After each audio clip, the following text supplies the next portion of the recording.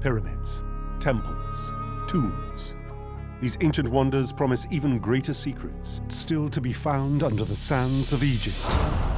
Now, cutting-edge science finally decodes the mysterious land of the Pharaohs. With modern technology, we are gaining an insight into the way the ancient Egyptians lived and the manner in which they died.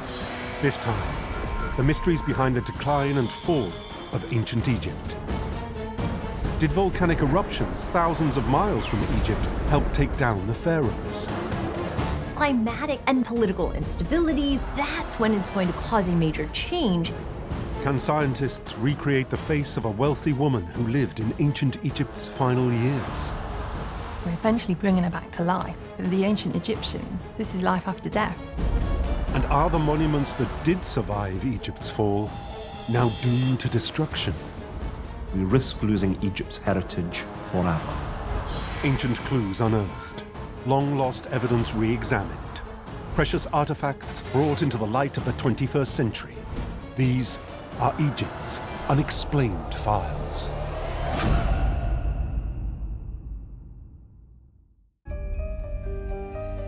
Mummified pharaohs, imposing temples, and mysterious hieroglyphs. Symbols of ancient Egypt's strength and sophistication, now confined to museums, or left to be whipped by desert winds. Like many great civilizations, Egypt rose to the height of power before a dramatic fall. Now scientists and scholars are working together to understand why and how this great civilization came to an end. For over 3,000 years, Egypt was ruled by the pharaohs. But over the course of 3 centuries, they slowly lost their grip on power, to leave Egypt facing a chaotic downfall. Open revolt in the streets, a famine. Dramatic tales of political chaos, of everything breaking down. What might be triggering this chaos? Now, can climate science and clues buried in the polar ice caps explain the terminal decline of the ancient pharaohs? There are so many changes, so many shocks that a society can withstand before it breaks. 305 BCE, the Ptolemaic dynasty begins its rule of Egypt. Ptolemies were the descendants of Ptolemy, who was one of the generals of Alexander the Great. Ptolemy managed to seize Egypt, and his family then ruled Egypt for the next 300 years. Under their rule, Egypt flourished as a cultural and economic powerhouse, building great monuments like the Lighthouse of Alexandria. But this era was still marked by civil unrest, caused by famine. Suddenly, there's no food available, or at least food is in short supply, and if it wasn't being dealt with to their satisfaction, then they would want to rise up and revolt. When the agricultural cycle does not look great, you can understand that people are going to panic.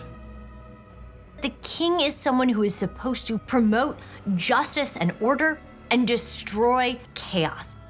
Famine after famine undermined attempts by the Ptolemies to govern Egypt effectively. Now Egyptologists are searching for clues to explain why famine hit this era so often. Their first clue is the Nile. The river's annual flood was crucial to life in Egypt. Without the floods, they can't grow the crops, and if they can't grow the crops, then they can't eat. Historical records reveal periods in the Ptolemaic era when the Nile floods didn't arrive. An international team of climate scientists search for evidence to explain why. They uncover clues thousands of miles from Egypt, in the polar ice caps. The scientists drill core samples from the ice. They reveal geological records stretching back thousands of years. They found in a number of these cores sulfur particles, which arrived there as a result of volcanic eruptions. Scientists know that giant volcanic eruptions can have a direct effect on global weather patterns. We know volcanoes are an important forcing mechanism, climatologists say, for global climate, for cooling. When volcanoes erupt, they blast clouds of sulfur dioxide high into the stratosphere. It forms a layer of sulfate particles, which reflects sunlight back into space, lowering temperatures and changing patterns of rainfall around the globe.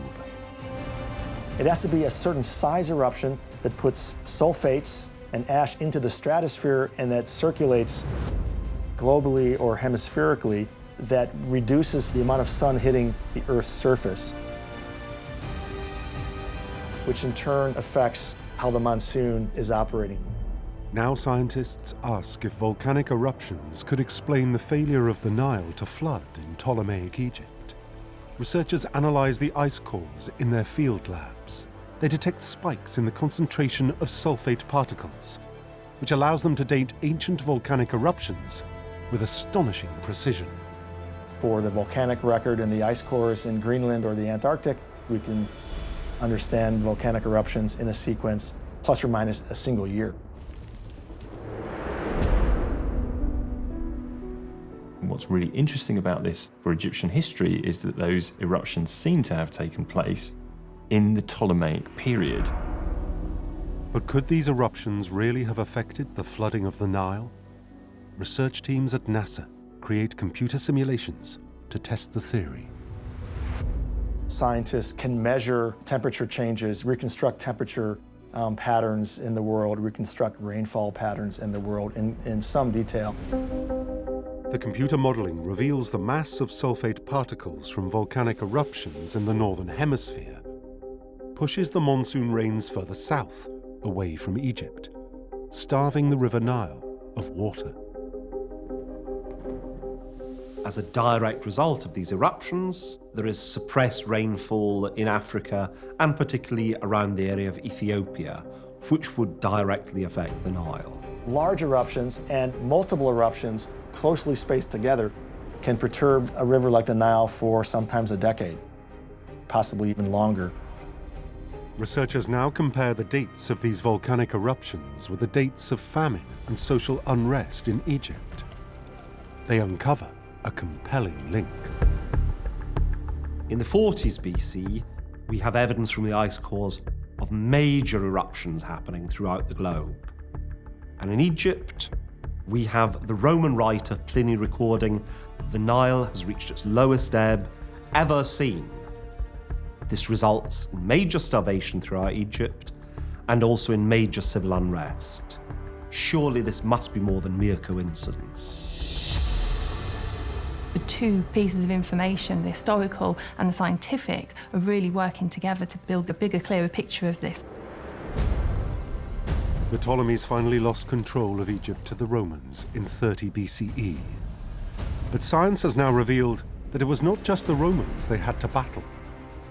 For centuries, their rule was undermined by dramatic climate events brought on by volcanic activity thousands of miles away.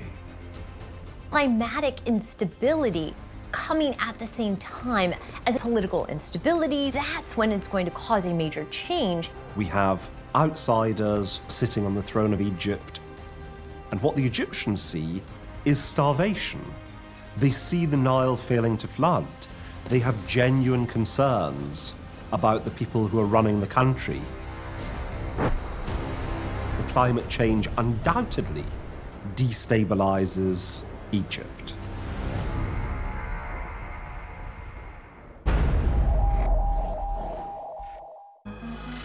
Today, the temples and monuments of ancient Egypt show the power of this once mighty civilization. The hieroglyphs carved in their walls tell the story of the rise and fall of the powerful pharaohs who once ruled the land. But new technology can reveal another side to the Egyptian story.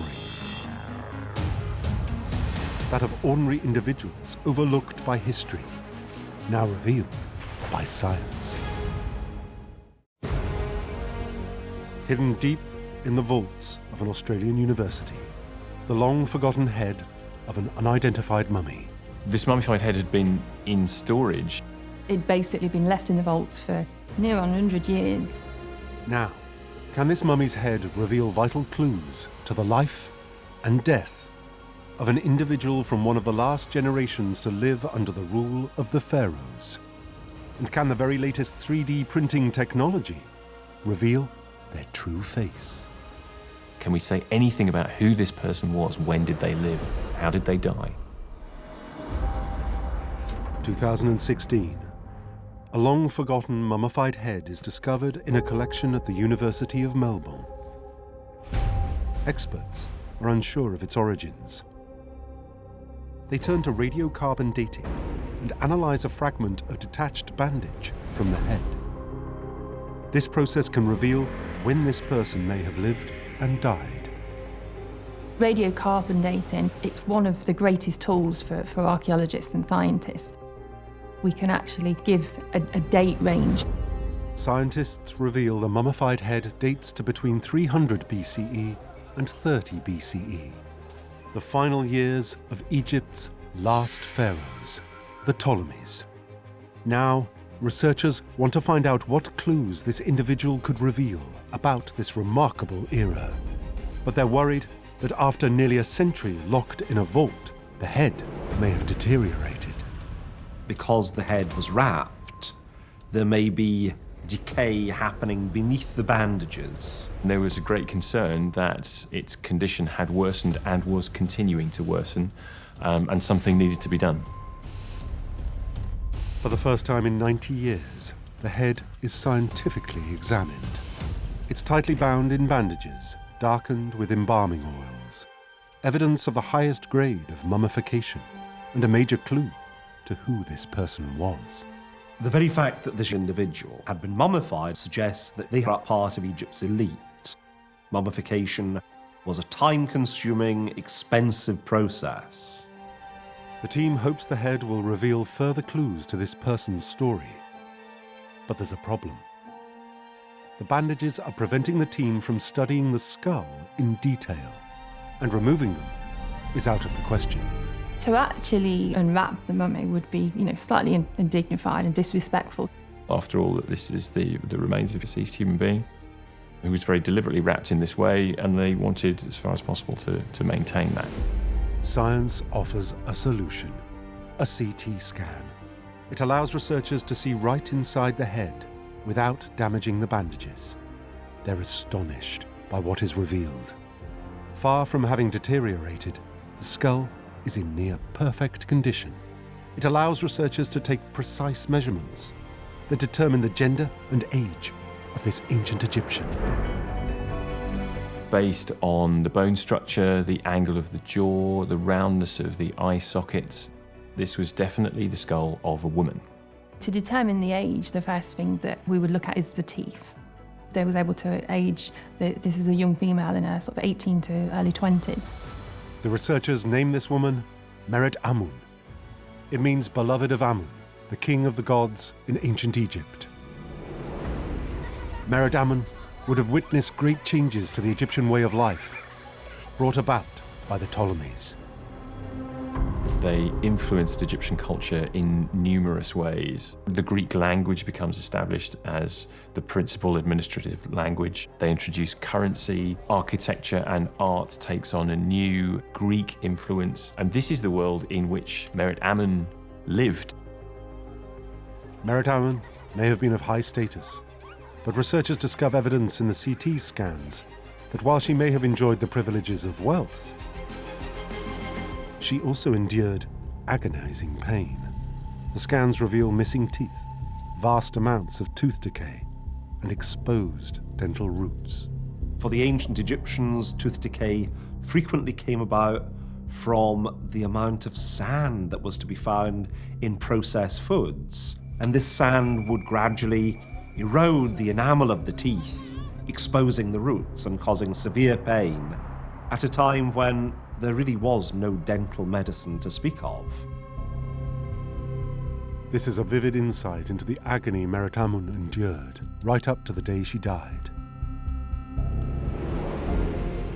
But the team wants to reveal even more detail about this woman and undertake an ambitious challenge to reconstruct her face. They use the precision data from the CT scans to program a 3D printer. It is a time-consuming process, and certainly for this particular skull, it took 140 hours. Slowly, a precise replica of Meritamun's skull materializes inside the printer. When it's complete, the model reveals further tiny but crucial details. Clues hidden inside the cranium that suggest a serious blood disorder. The CT scanning with the 3D model showed evidence for thinning and pitting on the skull itself. It's looking like she was possibly anemic. And with anemia, there's a lack of red blood cells. The body is essentially struggling for oxygen. And when that happens, the bone marrow starts to swell, and this has created what appears on the skull of the mummy's head. The draining effects of anemia would have taken a heavy toll on Meritamun, robbing her of all energy. This diagnosis shines yet more light on the final stages of her short life. It's almost certain that during her final days, this young woman would have been confined to her bed. She would have been unable to move about, she would have been exhausted, and although we don't as yet know precisely how she died, there are two major contributory factors there. Now researchers hope to uncover even more by revealing exactly what she looked like. A forensic artist attaches three-dimensional plastic markers at key points on the face and head. And these represent tissue depth, which is based on population averages. And this could then be used to recreate the soft tissue, the musculature, in clay, and slowly the team could begin to build up a picture of the face of the individual. Using her specialist knowledge of anatomy, the forensic artist then meticulously builds up the layers of muscle and tissue. Slowly, layer by layer, the face of a woman from the time of Egypt's last pharaohs begins to emerge. By recreating the face, we're essentially bringing her back to life, and we've given her now, a personality, which for the ancient Egyptians, this is life after death.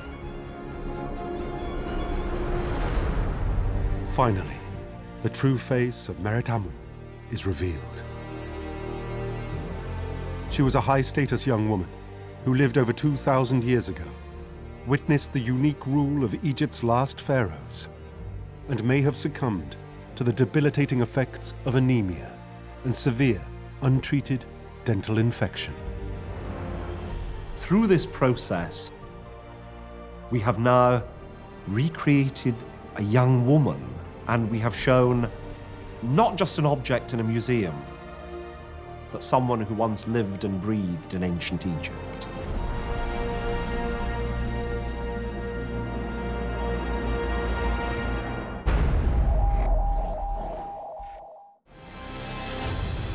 The rule of the pharaohs endured for more than 3,000 years, until its final collapse following the death of Cleopatra in 30 BCE. The era of the great dynasties of Egypt was over. Today, archaeologists still scour the landscape for the remnants of this golden age, searching for evidence of this ancient people in the vast cities where they once lived. For decades, archaeologists have looked for a lost ancient capital that seems to have vanished from the face of the earth. It was known as Itchawi. This was the capital in the Middle Kingdom. It's the center of Egypt at that period. So where did it go? How do you pinpoint a lost city buried beneath the sand? Now, can Egyptologists combine the tried and tested method of ground coring with remote sensing technology to finally track down this missing metropolis? Itchawi was once a flourishing capital until it experienced a fatal decline and was lost forever. In 2015, archaeologists initiated a new search for this ancient city. They began by looking for written clues. We have textual references to Itchawi, the Middle Kingdom capital of Egypt in the 12th dynasty. The kings of the Middle Kingdom hail from an area near to Fayum, so we can expect an enormous city, but it's not there. Itchawi was documented as Egypt's capital for 350 years until around 1785 BCE. But no physical evidence of this city has ever been found. The written records link the city to King Amenemhat, a ruler from the Middle Kingdom. His pyramid still stands at El Lisht in the Fayum region. The theory is that it was built to overlook the capital he once ruled. We know approximately where it is, but that area is still 10 by 10 kilometers, which is a big area to research. Plus, it has been buried, probably under meters of mud. And that's really not possible with the traditional techniques. The location of the ancient king's pyramid is a starting point, but investigators need a way to narrow down the search area. They turn to satellite imagery for help. It allows them a wider view of the landscape of this part of Egypt, from 450 miles above the Earth's surface. We have to rely on satellite imaging now. New techniques are helping add to our toolkit in order to try and find these cities when they're lost without a trace. Satellite archaeology enables us to find all these disturbances and differences in the surface. If you see differences that don't look natural, but that form straight angles or lines or circles, then you know something is up. Satellite imagery must be analyzed for telltale clues. Ancient texts record that Itchawi was built on the banks of the Nile, but the river has shifted its course over the years. Now archaeologists ask if this could explain the ancient city's ultimate demise. If the Nile has moved and Itchawi was built on its banks, is it possible that the river might have moved and swallowed it up over time? The movement of the Nile has left subtle traces in the desert landscape. When scientists study a satellite image of an area where the river once flowed, they discover an exciting clue. A raised expanse of ground located close to Amenemhat's pyramid shows signs that it was once densely inhabited. The data from the satellite imagery allows us to see that there is an area which is somewhat raised. It seems to indicate human interaction with the landscape on a large scale, which allows us to ask the question, could this be the site of Itchawi? Satellite technology can only take the search so far. The fundamental techniques of archaeology must now be used to try and solve this mystery. You have to do what we call ground truth. One way of doing that is by coring, by drilling a deep hole and pulling out a cross-section of centuries of history and just analyzing carefully from every layer in that core. Rather than covering a single large area very comprehensively, you send a kind of probe into the ground just to look for cultural material. The coring team probe 5 meters beneath the surface. The layers of the cores reveal different periods throughout history. Archaeologists are searching for any signs of human habitation. They find key evidence dating to the period of Egypt's Middle Kingdom, when Itchawi would have been a prosperous city. The cores yielded fragments of Middle Kingdom pottery. There are potsherds, the various other pieces beneath the ground, which seem to indicate this has been an inhabited area. The pottery sherds date to when Itchawi was a flourishing capital. But as the large-scale coring project continued, many of the samples amazed archaeologists, as the evidence of a jeweler's workshop is discovered within them. You don't get a workshop with gemstones in your average village. So this indicates that we are hitting a very important settlement. Agate and carnelian that had been smashed to make jewelry, and often these kind of jewelers' workshops are associated with the royal palace. This is a crucial clue. Evidence of a luxury industry like a jeweler's suggests this was once the site of a vibrant, wealthy, ancient city. This may then be a thriving city, and possibly Itchawi. After decades of study, full-scale spade and soil excavations can now begin, and this ancient, fallen capital may finally be uncovered.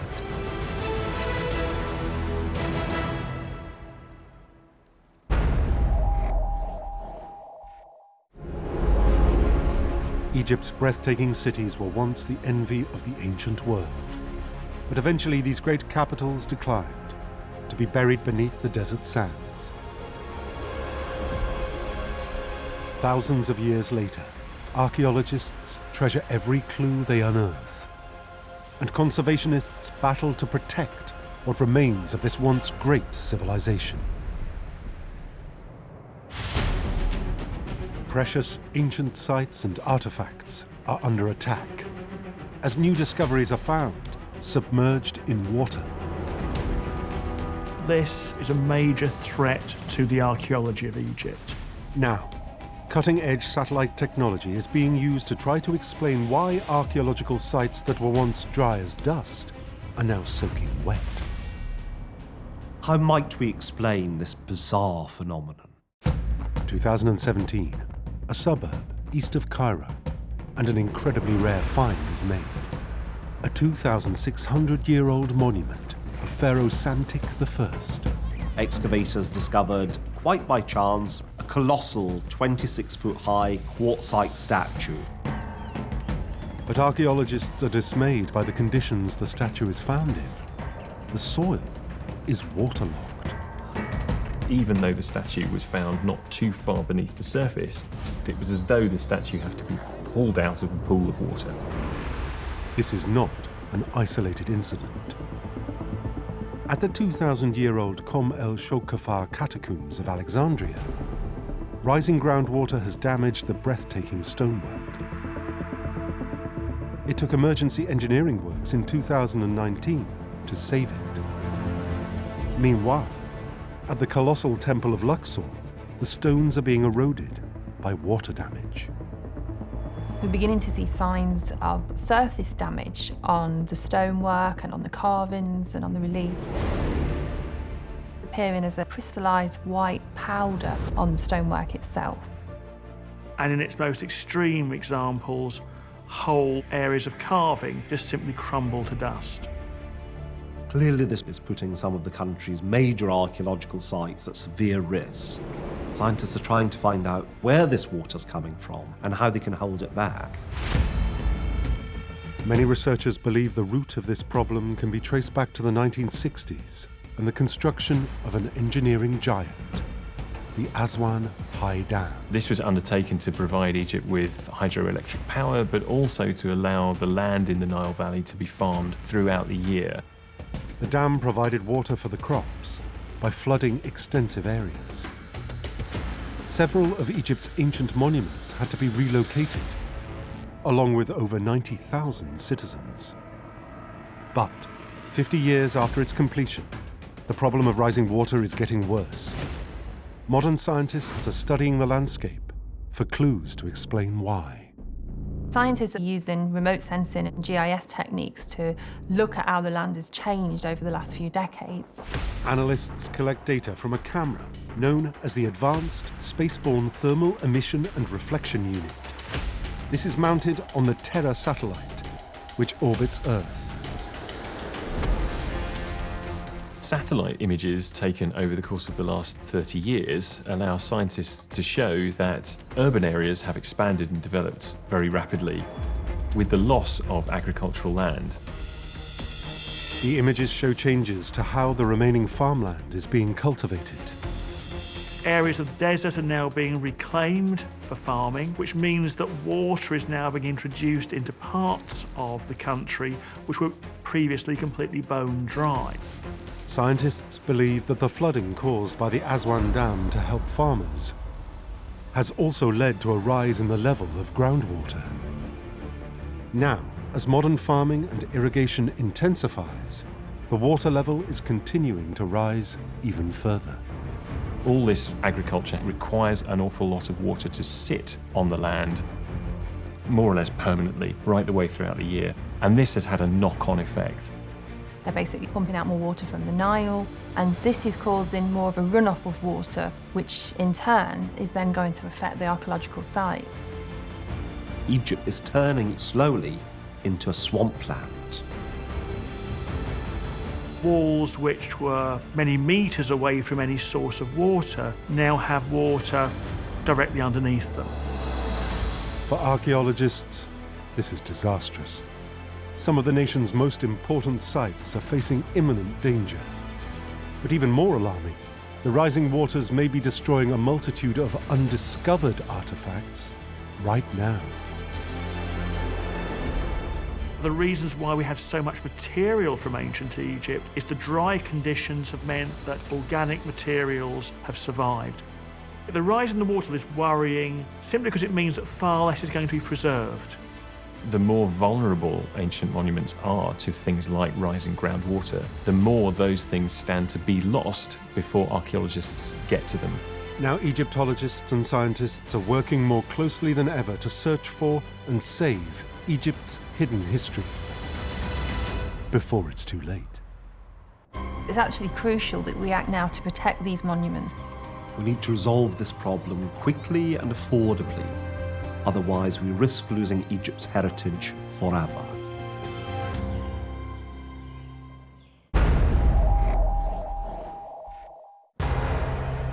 After the death of Cleopatra, Egypt fell to the Romans. And the power and influence of the pharaohs was lost forever. But for ordinary citizens, life continued as a new culture flourished in a new Egypt. These portraits were found alongside carefully preserved mummies. They're unlike any depictions of ancient Egyptians. They show the faces from after the fall. A new ruling class revealed in unprecedented detail. You're instantly struck by their expression. They're so lifelike. Now scientists ask if the extraordinary details of these paintings could contain clues to the rare health conditions suffered by Egypt's new elite. Can the Fayum mummy portraits tell us even how those individuals lived and possibly died?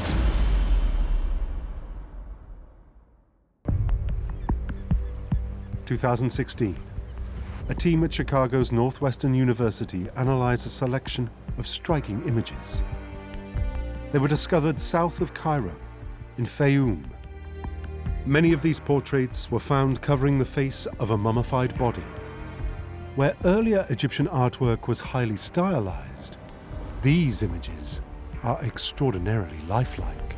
It doesn't look like something that would put on a mummy. They literally look like just portraits, like as if you would put a picture on a wall of someone. They really wanted you to see a more lifelike representation of the person. The portraits depict wealthy Egyptians who lived during the first 3 centuries AD. This was a time during which the Roman Empire consolidated its rule over Egypt, and Mediterranean customs influenced daily life. This time Egypt's quite a multicultural place. You see Greek and Roman styles of depictions of the faces, for instance, very Roman-looking realism, Greek style of decorations in terms of the hair, the jewelry, but then a very Egyptian idea of putting a body in a sarcophagus and mummifying it. The portraits represent the cosmopolitan nature of Egyptian society at the time. But scientists believe these portraits can tell us much more about the changing culture of Egypt under the Romans. The Fayum portraits, incredibly, might offer scientists an opportunity to say something about the health of the individuals and the diseases that they might have been suffering from. Researchers at Northwestern University begin by analyzing each image under different wavelengths of light. With modern scientific techniques, we're able to analyze the Fayum mummy portraits in the way that we might be able to analyze a Renaissance painting. Using photogrammetry techniques, we can begin to understand the sort of processes used to make the object, technologies, but also the kind of materials that would go into creating these objects. This process reveals the special pigments and complex techniques used in each portrait. For researchers, it's clear the artists went to great lengths to create the highly realistic images, like this portrait of a young man. medical experts ask if the drooped features depicted in the portrait could be evidence of a neurological disorder. To find out, scientists turn to his preserved skull and subject it to CT scanning.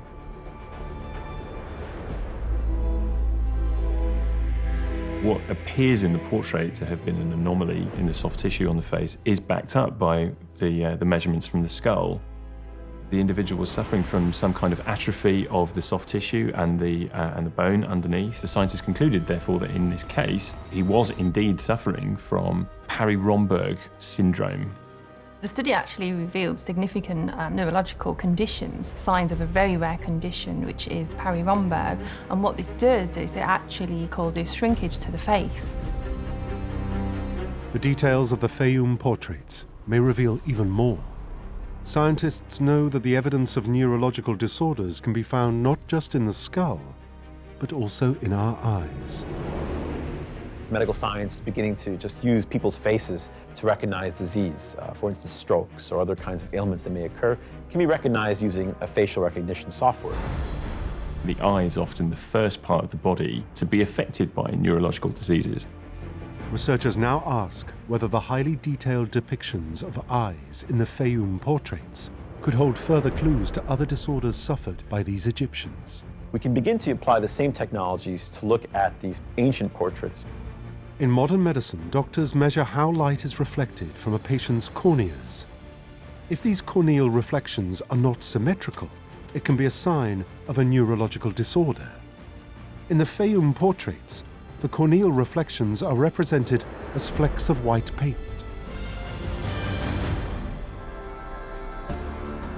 Now, modern scientists are actually looking at this for evidence, possible health disorders from a neurological point of view.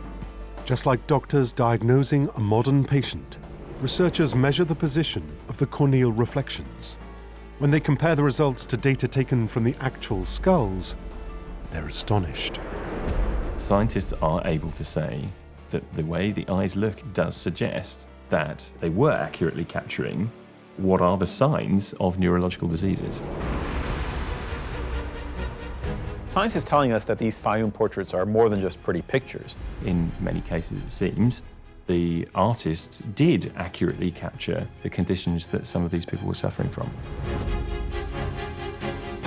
The portraits of the Fayum mummies are not idealized, airbrushed images, but are as close as we have to photographs of Egypt's new cosmopolitan elite.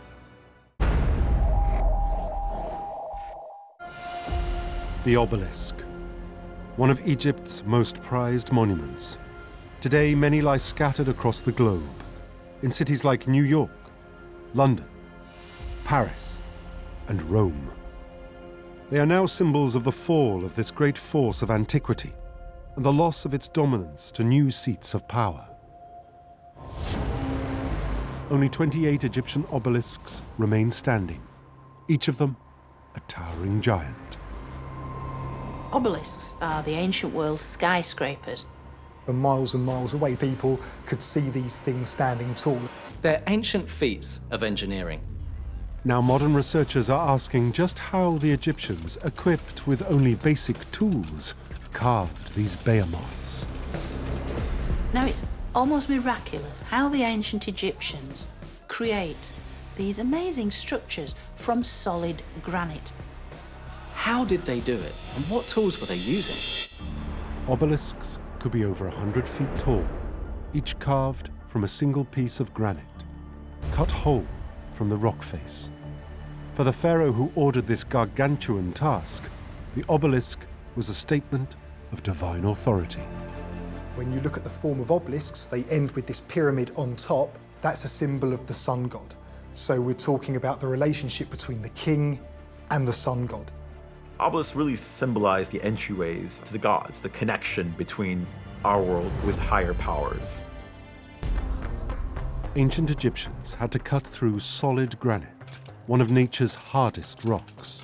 Yet they only had tools made of soft metals like copper and bronze. How did they do it? A vital clue can be found at a quarry in Aswan, an enormous unfinished obelisk, abandoned by workers 3,500 years ago. Looks like this thing was almost ready to be released from the quarry it was carved in, but then a crack was exposed in the obelisk, and so it had to be abandoned. If it did not develop a crack, it would have been the largest standing obelisk that we know. The unfinished obelisk shows signs of what seem like strike marks. We know ancient Egyptians carved soft rock like limestone using copper chisels. But to cut granite, it would take a harder metal, like iron, which had not yet been discovered. The evidence on the Aswan obelisk implies that it was being hammered and beaten out of the ground using copper chisels. But this seems slightly unusual because copper is quite a soft metal compared to the very hard granite. Other scholars believe it's more likely that the ancient workforce used rocks made of dolerite to free the obelisk. Using pounders about the size of a modern bowling ball upon the granite until the granite was worn away. It's almost inconceivable that such a simple technology could do this, but possibly with enough people, you could move something this large this way. But now researchers are re-evaluating an important clue. Discovered in the 19th century by the father of Egyptology, Flinders Petrie. Petrie, working at Giza, where the pyramids are near Cairo, he found granite drill cores, lumps of granite that look like they've been removed from the earth by drilling action. This could be a crucial piece of evidence in solving this mystery. Petrie's theory was that while the drills were made of copper, craftsmen needed the help of some other substance to cut through granite. Petrie believed that in order for these drills to be effective, they needed a hard cutting edge, so something else, not just the metal. And so he thought something like diamond would be suitable for that cutting action. We use diamonds to drill. Presumably they would have used something sort of comparable in hardness as diamond. 21st century researchers may have found the answer to this mystery in New York's Metropolitan Museum of Art. There is an object which perhaps doesn't look like very much, but actually is telling us an awful lot about how the Egyptians were able to work stones like this. This piece of ancient sculpted stone was discovered in Amarna in the late 19th century. Contemporary researchers are intrigued by a hole on the back of the artifact. A tubular cutting edge, a tubular drill has been used on this. And at the bottom of that drill hole, you can see a circular area. There are traces of some kind of abrasive powder that they used to remove this section. This fine powder could finally explain how Egyptians cut through hard granite with soft copper. The fragment is taken immediately to the lab to be examined. This powder's been studied by electron microscopy, and it's been shown to be made of a mixture of various substances, but two of those stand out. There are green fragments, which seem to be from bronze and copper, perhaps the remains of a drill, and there are red angular crystals in there as well. Scientists analyze the red crystals and identify them as corundum. It's one of nature's hardest materials, second only to diamond, and many times harder than granite. Corundum's actually a super hard crystal, and that's what we seem to have fragments of here, but it's still used today because it can scratch just about any other gem. Today, corundum is used to coat the cutting surfaces of industrial drills designed to cut through rock. Now science has revealed that 3,000 years ago, ancient Egyptians did exactly the same thing to carve their vast obelisks. The obelisk is beginning to reveal new information to us. Now we're learning much more. We're learning about the way they were made. That's beginning now to be peeled away by new techniques and technologies available to us. It's evidence of the ingenuity of the ancient Egyptians and of their ability to make the most of their natural resources to overcome seemingly insurmountable tasks. The more we study ancient Egypt, the more we are aware of just how attuned they were of how nature works.